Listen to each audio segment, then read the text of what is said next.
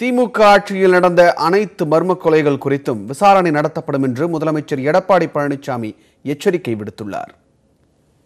மதுரை மக்களவை தொகுதி அதிமுக வேட்பாளர் ராஜ் சத்தியனை ஆதரித்து மதுரை புதூரில் நடைபெற்ற பிரச்சார பொதுக்கூட்டத்தில் முதலமைச்சர் எடப்பாடி பழனிசாமி பேசினார்.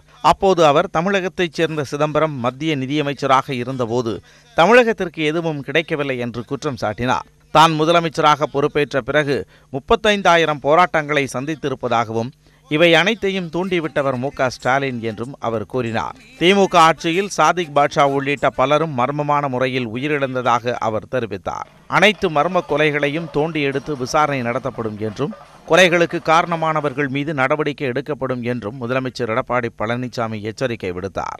பால் மலர் என்ற ஒரு பெண்மணி திமுகவை சேர்ந்தவர். அவரும் காஞ்சிபுரத்தில் ஒரு சென்னைக்கு அடுத்தார்ல காஞ்சிபுரத்து பக்கத்தில் மர்மமான முறையில் இருந்து கிடந்தார். அதையும் தோண்டி எடுக்கப்படும். எல்லாமே மர்மமான முறையில் திமுகவில் மட்டும் மர்மமான முறையில் சாவுவாங்க. அந்த கேஸை வழக்கு பதிவு செய்வாங்க, அப்படியே முடிச்சிடுவாங்க. அதெல்லாம் இனிமேல் நடக்காது. உண்மை குற்றவாளியிலே அம்மாவுடைய அரசு கண்டுபிடிக்கும்.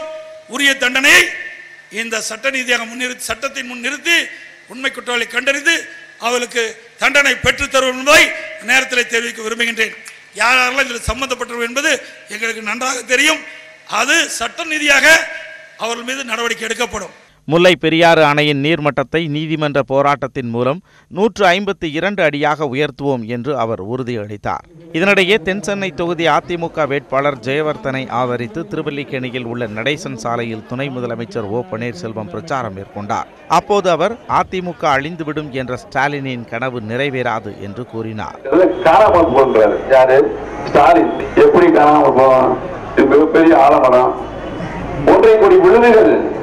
இந்த இயக்கத்தை தாங்கி வேறுண்டி பார்த்து நிற்கிறார்.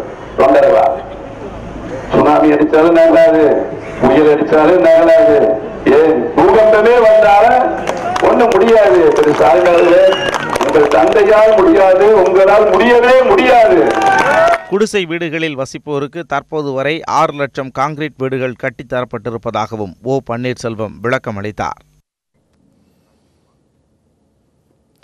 முதலமைச்சர் எடப்பாடி பழனிசாமி விவசாயி அல்ல விஷவாயு என்று திமுக தலைவர் மு.க. ஸ்டாலின் விமர்சித்துள்ளார். கள்ளக்குறிச்சி நாடாளுமன்ற தொகுதி திமுக வேட்பாளர் கௌதம சிகாமணியை ஆதரித்து விழுப்புரம் மாவட்டம் கள்ளக்குறிச்சியில் நடைபெற்ற பொதுக்கூட்டத்தில் மு.க. ஸ்டாலின் நேற்று பிரச்சாரம் மேற்கொண்டார். அப்போது அவர் மாநிலத்தில் எடப்பாடி பழனிசாமி தலைமையிலான ஆட்சி கவிழ்க்கப்பட வேண்டிய நிலை உறுதியாக வரவுள்ளதாக கூறினார். மத்தியில் ராகுல் காந்தி பிரதமராக பதவியேற்கும் பொழுது ஒரே நொடியில் தமிழகத்தில் உள்ள ஆட்சி தூக்கி எறியப்படும் என்று ஸ்டாலின் கூறினார். மத்தியில் ஆட்சி மாற்றம் ஏற்பட்டு நாம் விரும்புகிற, நாம் எண்ணுகிற, எதிர்பார்த்து காத்திருக்கிற இளம் தலைவர் ராகுல் காந்தி அவர்கள் அங்கே பிரதமராக உட்காருகிற நேரத்தில் 1 மாதம் அல்ல, ஒரே நொடியில தமிழ்நாட்டில் நடைபெறக்கூடிய இந்த ஆட்சி தூக்கி எறியப்படும் என்பது உறுதி. ஆக அந்த நிலையிலேதான் இந்த தேர்தலை நாம் சந்திக்கவிருக்கிறோம். மோடியும் எடப்பாடியும் இனி ஒரு நாள் கூட பதவியிலே தொடர்வதற்கான எந்தவித அருகதையோ எந்தவித யோகியதையும் இல்லாதவர்களாக இன்றைக்கு அவர்கள் அந்த பொறுப்பில் இருக்கிறார்கள்.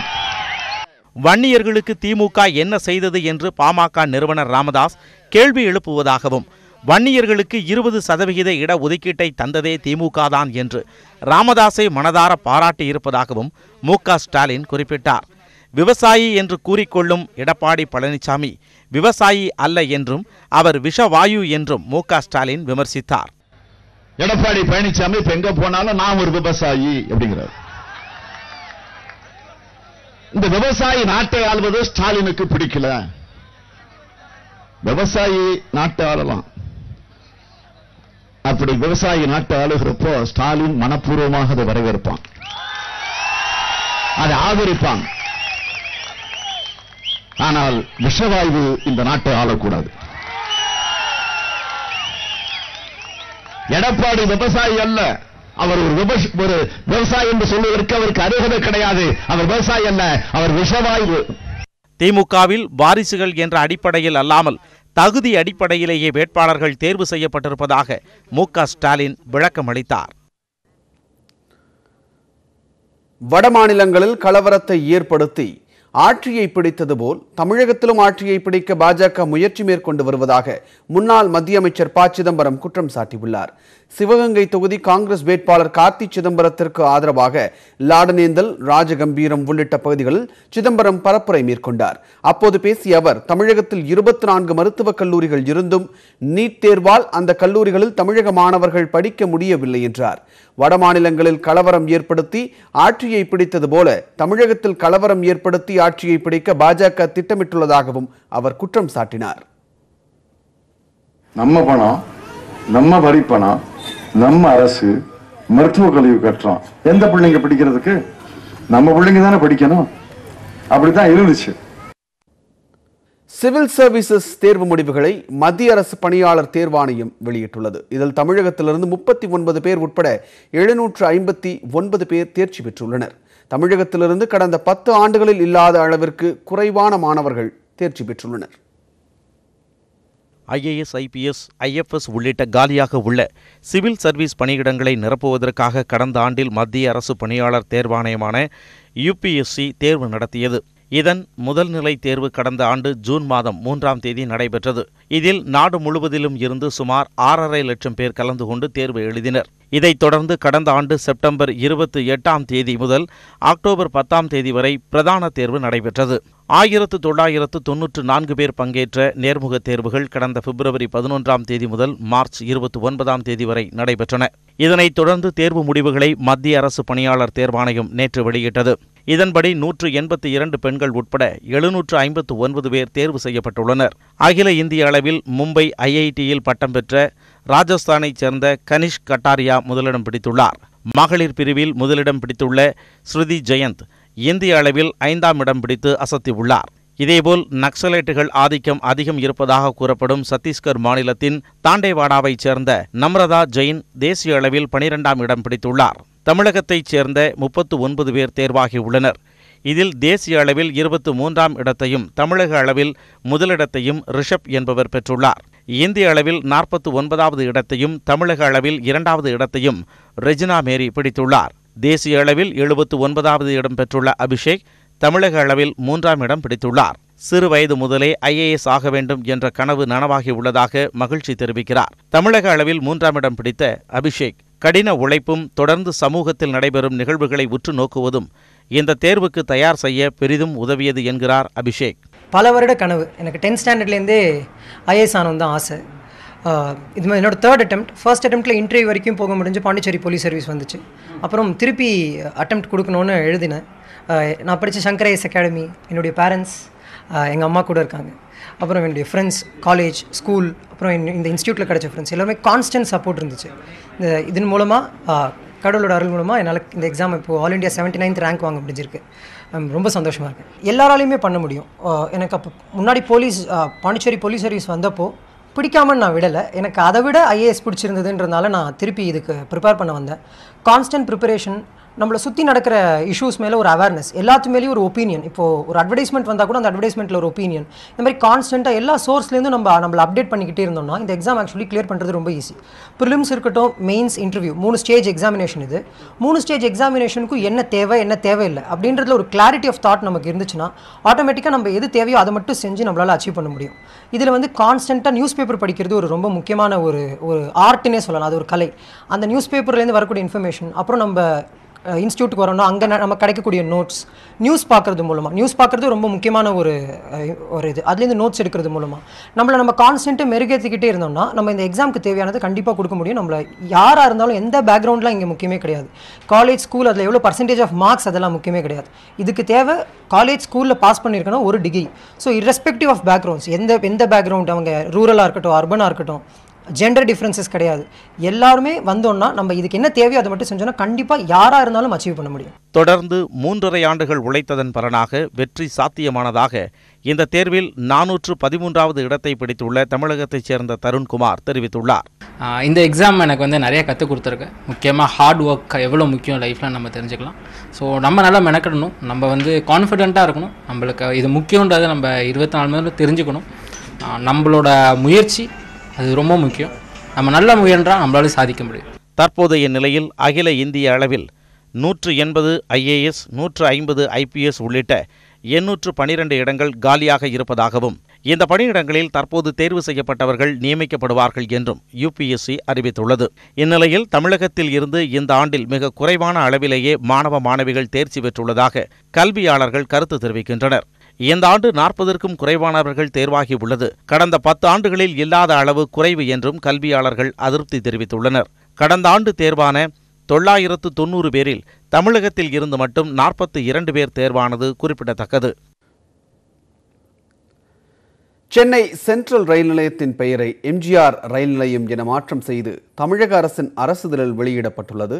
இந்த பெயர் மாற்றம் நேற்று நள்ளிரவு முதல் அமலுக்கு வந்தது.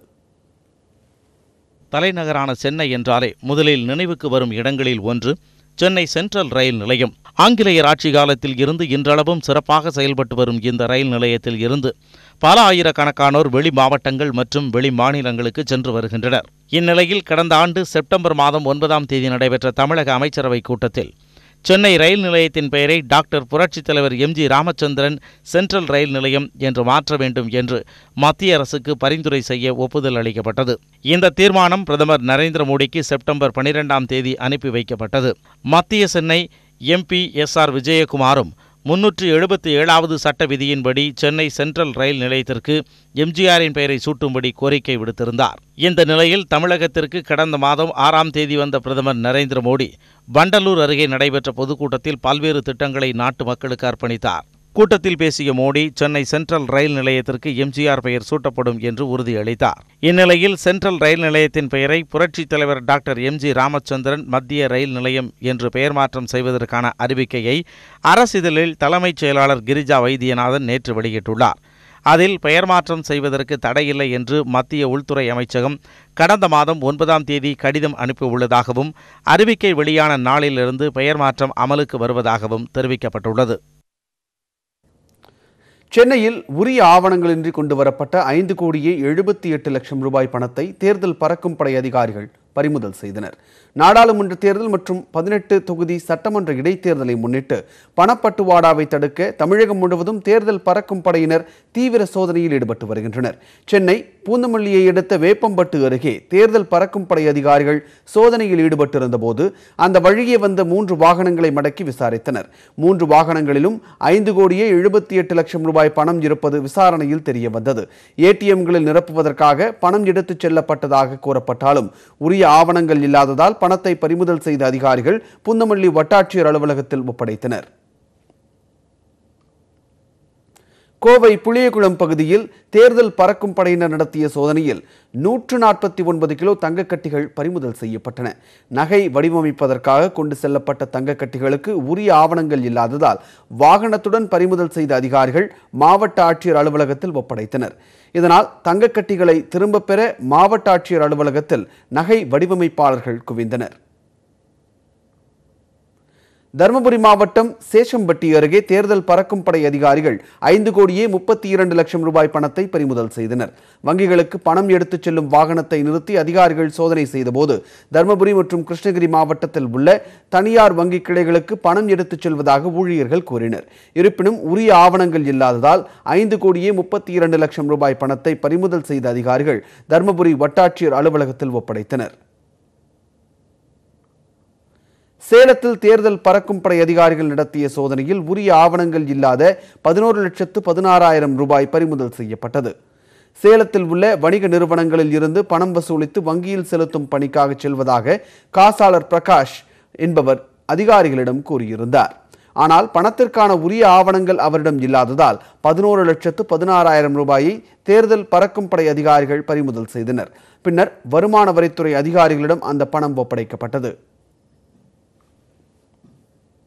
நாகர்கோவிலில் விசிட்டிங் கார்டு அளவிலான சுமார் 10,000 பிரச்சார அட்டைகள் மற்றும் சொகுசு வாகனத்தை தேர்தல் பறக்கும் படை அதிகாரிகள் பறிமுதல் செய்தனர். நாகர்கோவிலில் வாகனம் சோதனையிட்ட போது பறக்கும் படை அதிகாரிகள் போக்கோடு என்ற பகுதியைச் சேர்ந்த ஹரிஹரனின் வாகனத்தை சோதனையிட்டனர். கன்னியாகுமரி பாஜக வேட்பாளர் பொன் ராதாகிருஷ்ணனுக்கு வாக்களிக்க கோரி விநியோகம் செய்யப்பட இருந்த 10,000 பிரச்சார அட்டைகளை கைப்பற்றிய அதிகாரிகள் ஹரிஹரனை போலீசிடம் ஒப்படைத்தனர்.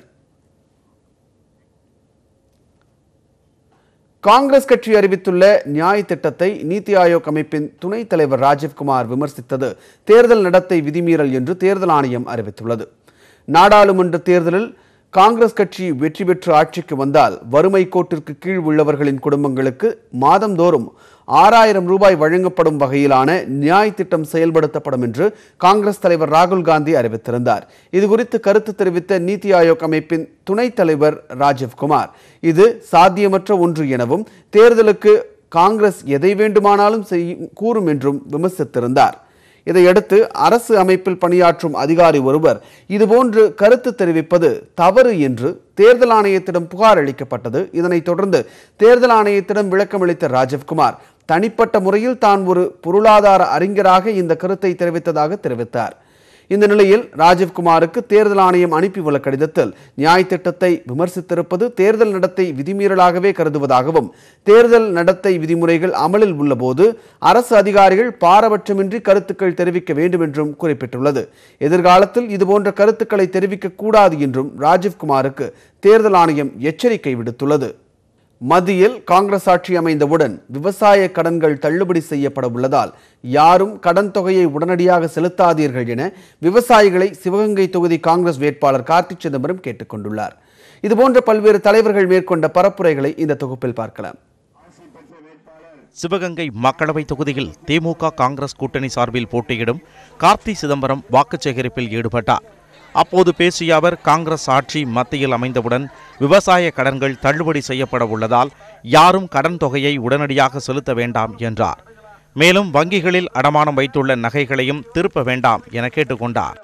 மீண்டும் இந்த ஆட்சியை மாற்றம் வந்தவுடன், ராகுல் காந்தி தலைமையில் ஆட்சி அமைத்தவுடன் ராகுல் காந்தி பெயரில் நான் உத்தரவாதம் தருகிறேன், அத்தனை விவசாய கடனும் ஒட்டுமொத்தமாக ரத்து செய்யப்படும். யாருக்காவது விவசாய கடன் இருந்தா பொண்ணு கட்டாதீங்க, 2 மாசம் ஒண்ணு திருப்பாதீங்க, எல்லா விவசாய கடையும் ரத்து செஞ்சிடும். இன்று கோபேக் மோடி என்றவர்கள் நாளை தேர்தல் முடிவுக்கு பின் இழுபறி நிலை வந்தால் பாஜகவுடன் குதிரை பேரத்தில் ஈடுபடுவார்கள் என திமுகவை மக்கள் நீதி மய்யம் தலைவர் கமல்ஹாசன் விமர்சித்தார். திருப்பூரில் நடைபெற்ற கூட்டத்தில் பேசிய அவர், திமுக பொருளாளர் துரைமுருகனும் நோட்டா போட்டு வாக்காளர்களும் நோட்டா போட்டால் நாட்டை யார் பாதுகாப்பது என தெரிவித்தார். மக்கள் நீதி மையம் என்னத்துக்கு இதுல அவங்க 2 பேரும் போட்டி போட்டுக்கிட்டுமே அப்படின்னு நினைக்காதீங்க. இழுபறின்னு வரும்போது குதிரை வாங்க வருவாங்க. அப்ப எங்களுக்கு இவர் வேணவே வேணாம், இவர் எதிர் சித்தாந்தம், மோடி வேணாம், மோடி கோ பேக் சொன்னவங்க குதிரை வைக்க அவர்கிட்ட போய் பேரம் பேசுறாங்களா இல்லையா பாருங்க. நீங்க இது நடக்க போகுது. அப்பொழுது கண்ணியமாக தமிழகத்திற்காக பேச பல குரல்கள் வேண்டும். அவர்களை நீங்கள் ஜெயித்து டெல்லிக்கு அனுப்பி வைக்க வேண்டும். பாமகவின் தைலாபுரம் தோட்டத்தில் நடைபெறும் அரசியல் பயிலரங்கில் கலந்து கொண்டு மு.க. ஸ்டாலின் பயிற்சி பெற வேண்டுமென பாமக நிறுவனர் ராமதாஸ் விமர்சித்தார்.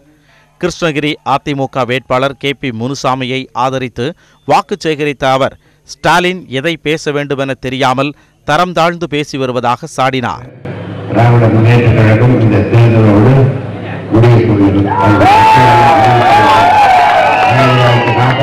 தொடங்கப்பட்ட அண்ணாவால் தொடங்கப்பட்ட அந்த கட்சி, அவர் சொன்னார் 50 ஆண்டு காலம் இருக்கும் அப்படின்னா, அவர் சொன்ன மாதிரியே அதை முடித்து வைத்து போகிறவர் இப்போது இருக்கிற திராவிட முன்னேற்ற கழக தலைவர் கலைஞர். ஏன்னா அவருடைய செயல்பாடுகள் பேச்சுகள் எல்லாம் ரொம்ப மட்டமாக இருக்கிறது.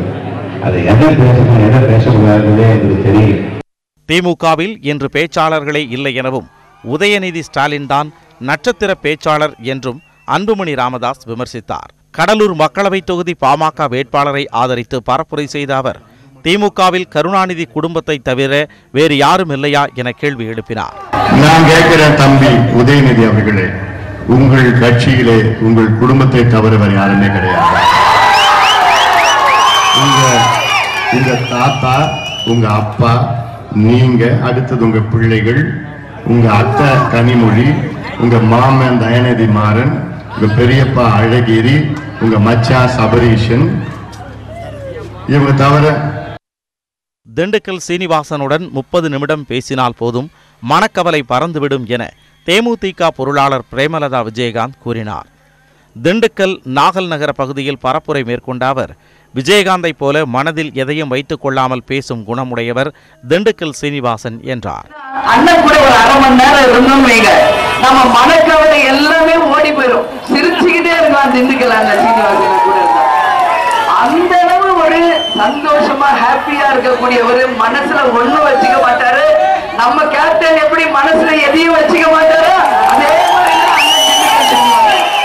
தமிழகத்தில் இப்பொழுது கட்சிகள் நடத்தப்படுவதில்லை எனவும் கம்பெனிகள் தான் நடத்தப்படுவதாகவும் திமுக அதிமுகவை நாம் தமிழர் கட்சி ஒருங்கிணைப்பாளர் சீமான் கடுமையாக குற்றம் சாட்டினார். நெல்லை நாம் தமிழர் வேட்பாளர் சத்யாவை ஆதரித்து பொதுக்கூட்டத்தில் பேசிய அவர், திராவிட கட்சிகள் பொலிட்டிக்கல் பார்ட்டி அல்ல, ஃபேமிலி ப்ராப்பர்ட்டி என்றார். இவர்கள் கட்சிகள் நடத்தவில்லை, கம்பெனி நடத்துகிறார்கள். இவர்கள் வைத்திருப்பது பொலிட்டிக்கல் பார்ட்டி அல்ல, ஃபேமிலி ப்ராப்பர்ட்டி. திராவிட கட்சிகள் எல்லாருக்கும் வயசாயிருச்சு. அப்பங்களுக்கு நம்ம போறோம்ட்டு மயங்களுக்கெல்லாம் சீட்டு கொடுத்து இறக்கி விடுறது வாரிசா. தமிழர் நாகரிகத்தை அழிக்க மத்திய அரசு முயல்வதாக மதிமுக பொதுச் செயலாளர் வைகோ குற்றம் சாட்டினார். தஞ்சை திமுக மக்களவைத் தொகுதி வேட்பாளர் SS பழனிமாணிக்கம் மற்றும் சட்டமன்ற இடைத்தேர்தல் வேட்பாளர் நீலவேகத்தை ஆதரித்து உரத்த நாடில் பேசிய அவர், திராவிட இயக்கத்தை அழிக்க மத்திய அரசு துடிப்பதாக குற்றம் சாட்டினார். இந்த இயக்கத்தை, திராவிட இயக்கத்தை தயாரிப்பதோடு மட்டுமல்ல, தமிழ்நாட்டை பஞ்ச பிரதேசமாக்க வேண்டும் என்ற நோக்கத்தில் தான் முடித்து வரும் முல்லை பெரியாறு பிரச்சனைக்கு, சுப்ரீம் கோர்ட் கான்ஸ்டிடியூஷன் முடித்து வைத்த பிரச்சனைக்கு புதிய அணையை கட்டுகிறோம், கட்டி முடித்த பிறகு வெள்ளி குக்கரையை உடைப்போம் என்று சொல்லுகிற கேரள அரசுக்கு நீங்கள் சுற்றுச்சூழல் அனுமதி கொடுத்திருப்பதை விட பச்சை துரோகம் இன்னும் இருக்க முடியாது. தாமரைக்கு போடக்கூடிய ஒவ்வொரு ஓட்டும் நாட்டை காக்கக்கூடிய ஓட்டு என்று பேசி அமைச்சர் கடம்பூர் ராஜு வாக்கு சேகரித்தார். தூத்துக்குடி பாஜக வேட்பாளர் தமிழிசைக்கு ஆதரவாக பேசிய அவர், ஒரு சீட்டுக்காக சுயமரியாதையை இழந்து வைகோ திமுக கூட்டணியில் சேர்ந்ததாக விமர்சித்தார். மேலும் 2G வழக்கில் சிறை சென்ற கனிமொழிக்கா தூத்துக்குடி மக்களின் ஓட்டு எனவும் அமைச்சர் கடம்பூர் ராஜு கேள்வி எழுப்பினார். 1.5 வருஷம் திகார் ஜெயில இருந்து வந்தாங்க. இன்னைக்கு சென்னையில அவங்க என்னங்கன்னா, சென்னையில படிச்சவங்க, அங்க ரொம்ப விவரம் தெரிஞ்சவங்க இந்த 2G ஸ்பெக்ட்ரத்தை மறந்துருக்க மாட்டாங்க. அதனால இவங்களுக்கு கடைசியில் இருக்க தூத்துக்குடி மாவட்டத்தில் இருக்கவங்க ஒன்றும் தெரியாதுன்னு நம்ம இன்னும் ஒன்றும் தெரியாதுங்களா? அதுவும் கோலப்பட்டி தொகுதி வாழ்கின்ற மக்கள் ஒன்றும் தெரியாதவர்கள், மிகவும் அரசியல் நாகரிகம் தெரிந்தவர்கள், விவரம் தெரிந்தவர்கள். நம்ம யாரும் ஏமாற்ற முடியாது. புதுச்சேரிக்கு எந்தவித நலத்திட்டங்களையும் செய்யாத காங்கிரஸ் வேட்பாளரை புறக்கணிக்க வேண்டும் என NR காங்கிரஸ் தலைவர் ரங்கசாமி கூறினார். புதுவை முத்தியால்பேட்டை பகுதியில் NR காங்கிரஸ் வேட்பாளர் நாராயணசாமியை ஆதரித்து பேசிய அவர், ஆளுநருடன் மோதியே நலத்திட்டங்களை செயல்படுத்த அரசு தவறிவிட்டதாக குற்றம் சாட்டினார்.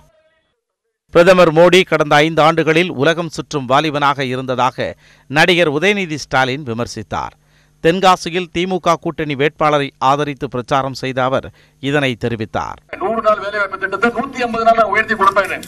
ராகுல் காந்தி அவர்கள் அறிவிச்சிருக்காரு. என்ன, 5 கோடி குடும்பங்களுக்கு மாதம் 6,000 ரூபாய், வருஷத்துக்கு 72,000 ரூபாய் வழங்கப்படும் சொல்லிருக்காங்க. இந்த தேர்தல் அறிக்கையை எல்லாரும் என்ன சொல்றாங்க, தேர்தலுடைய கதாநாயகன் சொல்லிருக்காங்க.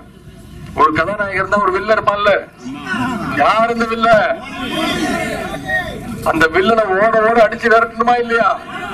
இதேபோன்று பல்வேறு அரசியல் தலைவர்களும் சூறாவளி பரப்புரை மேற்கொண்டனர். இந்தியாவின் பிரதமரை தமிழகம்தான் தீர்மானிக்க இருப்பதாக அமமுக துணை பொதுச் செயலாளர் TTV தினகரன் பேசினார். தேனி தொகுதி அமமுக வேட்பாளர் தங்க தமிழ்ச்செல்வனை ஆதரித்து பெரியகுளத்தில் பேசிய அவர், தாங்கள்தான் பிரதமரை தீர்மானிக்க உள்ளதாகவும் குறிப்பிட்டார்.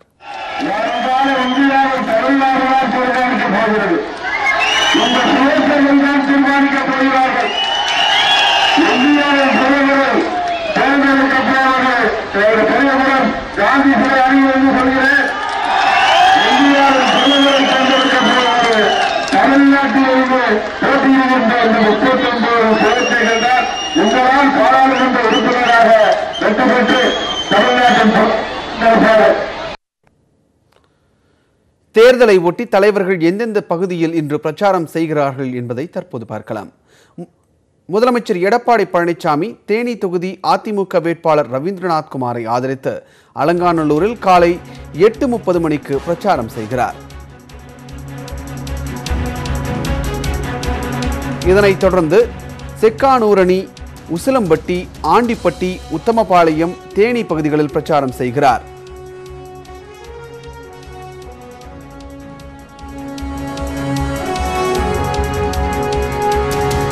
திண்டுக்கல் தொகுதி வேட்பாளர் ஜோதிமுத்துவை ஆதரித்து வத்தலகுண்டு, நிலக்கோட்டை பகுதிகளில் இன்று இரவு பரப்புரை மேற்கொள்கிறார். திமுக தலைவர் மு.க. ஸ்டாலின் விழுப்புரம் தொகுதி விடுதலை சிறுத்தைகள் கட்சி வேட்பாளர் ரவிக்குமாரை ஆதரித்து விழுப்புரத்தில் நடைபெறும் பொதுக்கூட்டத்தில் காலை 10 மணிக்கு பங்கேற்கிறார். அமமுக துணை பொதுச் செயலாளர் டிடிவி தினகரன் மதுரை தொகுதி வேட்பாளரை ஆதரித்து மாலை 3 மணிக்கு பிரச்சாரம் செய்கிறார். இதனைத் தொடர்ந்து விருதுநகர் தொகுதி வேட்பாளருக்காக அவர் வாக்கு சேகரிக்கிறார். மதிமுக பொதுச் செயலாளர் வைகோ தஞ்சாவூரில் காலை 9 மணி முதல் பிரச்சாரம் செய்கிறார். மாலையில் காரைக்குடி தொகுதியில் பரப்புரை மேற்கொள்கிறார். பாமக இளைஞரணி தலைவர் அன்புமணி ராமதாஸ் விழுப்புரம், சேலம் தொகுதி வேட்பாளர்களுக்கு ஆதரவாக மாலை 4 மணி முதல் வாக்கு சேகரிக்கிறார்.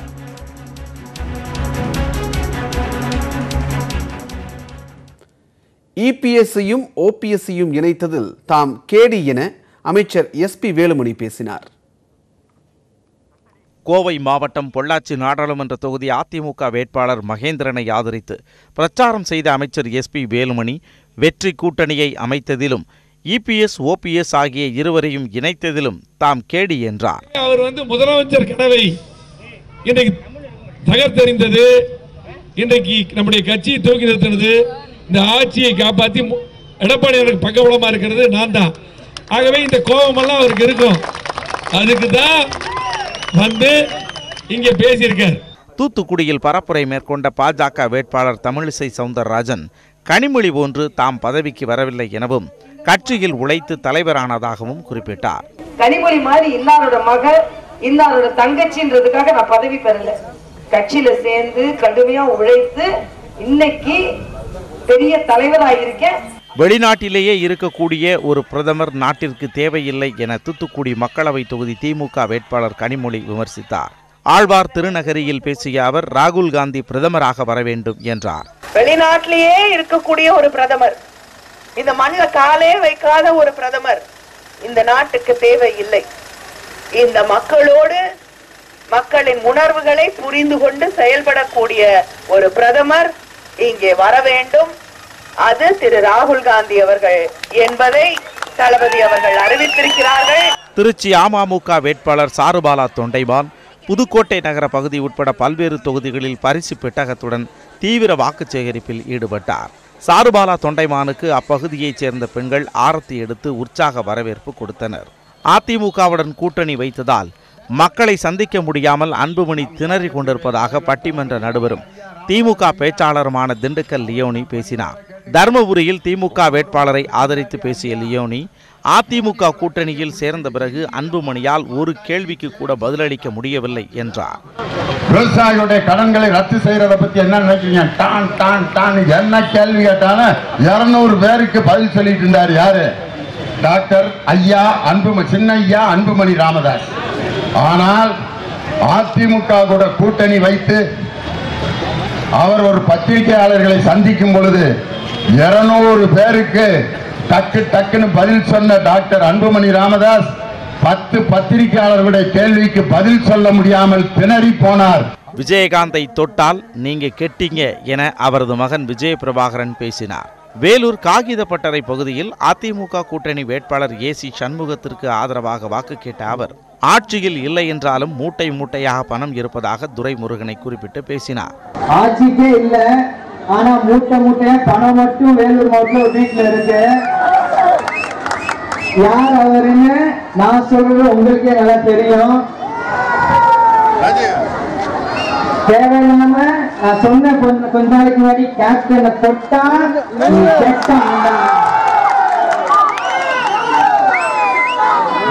தேவையில்லாம தூங்கிட்டு இருந்த துரைமுருகன் நம்மளை சீண்டி பார்த்தாரு. அது விளைவுகள் என்னன்னு உங்களுக்கு இப்ப நல்லா தெரியுது. 7 வாரிசுகளை போட்டியிட வைக்கும் திமுகவுக்கு ஓபிஎஸ் மகனை விமர்சிக்க என்ன தகுதி உள்ளது என தமிழ் மாநில காங்கிரஸ் தலைவர் ஜி.கே. வாசன் கேள்வி எழுப்பினார். தேனி மாவட்டம் பெரியகுளத்தில் ரவீந்திரநாத் குமாருக்கு ஆதரவாக பிரச்சாரம் செய்த அவர் காங்கிரஸ் வேட்பாளர் EVKS இளங்கோவனுக்கும் தேனிக்கும் என்ன தொடர்பு இருக்கிறது என்றார். ராமநாதபுரம் மாவட்டம் பரமக்குடி சுற்றுவட்டார பகுதிகளில் உள்ள 20க்கும் மேற்பட்ட கிராமங்களுக்கு சென்று இந்திய யூனியன் முஸ்லீம் லீக் வேட்பாளர் நவாஸ் கனி வாக்கு சேகரித்தார். அதிமுக தொண்டர்கள் திமுக கூட்டணிக்கு வாக்களித்தால் தான் ஜெயலலிதா மரணத்தின் மர்மம் வெளியே வரும் என திரைப்பட இயக்குனர் கரு பழனியப்பன் பேசினார். திருவாரூர் சட்டமன்ற தொகுதிக்கான இடைத்தேர்தலில் திமுக சார்பில் போட்டியிடும் பூண்டி கலைவாணன் மற்றும் நாகை மக்களவை தொகுதியில் போட்டியிடும் இந்திய கம்யூனிஸ்ட் வேட்பாளர் செல்வராசு ஆகியோரை ஆதரித்து பேசிய கரு பழனியப்பன் மோடியை மீண்டும் குஜராத்துக்கு அனுப்பி வைக்க வேண்டும் என்றார். அதிமுகவை சேர்ந்தவர்கள் நிஜமாகவே ஜெயலலிதாவை அம்மான்னு நீங்க வாயார கூப்பிட்டுருப்பீங்கன்னா, அமைச்சர்களுக்கு அப்படி ஒண்ணும் கிடையாது, அவன் சம்பாதிக்கிற வாய்ப்பு இருக்கிறனால சொன்னான். ஆனா அந்த கட்சியில் ஒரு தொண்டன் இருப்பான்ல, அவன் நிஜமாக உளமாற சொல்லியிருப்பான்ல அம்மான்னு. அந்த உளமாற சொன்ன அதிமுக தொண்டர்கள் எல்லோரும் இந்த தேர்தலில் திமுக கூட்டணிக்கு ஓட்டு போடணும். ஓட்டு போட்டாதான் நீங்க உளமாற கூப்பிடுற அம்மாங்கிற அம்மாவுடைய சாதல இருக்க எல்லா மரமும் வெளியே வரும். இதேபோன்று பல்வேறு அரசியல் கட்சி பிரமுகர்களும் வேட்பாளர்களும் தீவிர வாக்கு சேகரிப்பில் ஈடுபட்டு வருகின்றனர்.